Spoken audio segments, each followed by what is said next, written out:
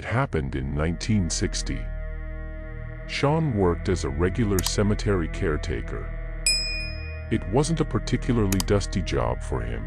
He would just sit on the couch in his cabin and read the paper. The only thing that sometimes distracted him from reading was the ringing of bells. He would hear them several times a day, and with a sigh he would go outside, scolding the naughty children. But sometimes the bells sounded because of a strong gusty wind. The fact is that in those days they left holes in coffins and tied a string to the finger of the deceased that would connect to the bell on the surface so that the person buried by mistake could ring and be rescued.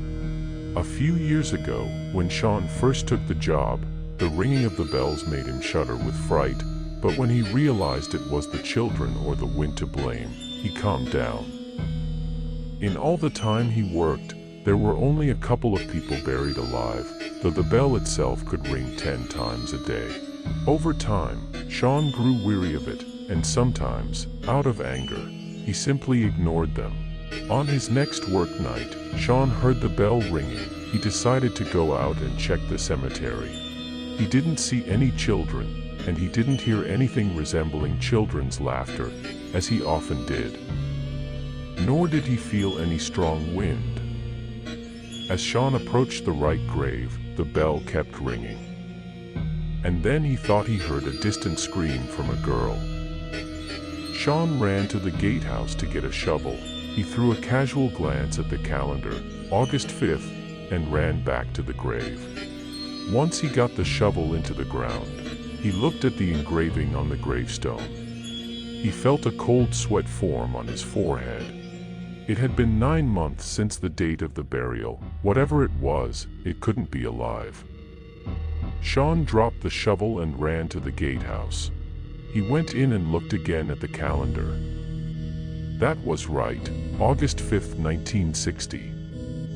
He would have liked to believe it was all his imagination, but the bell did not stop ringing, but instead began to ring more furiously.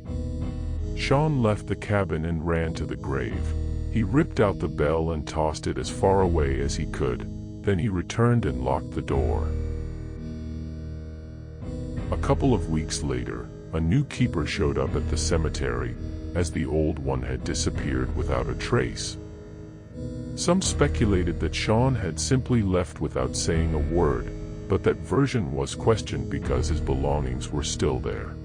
But everyone in the neighborhood knew he was a drinker and drank even on the job, so anything could be expected of him. His things were boxed up and given to the new watchman in case the old one came back to get them. Only he wasn't likely to come back.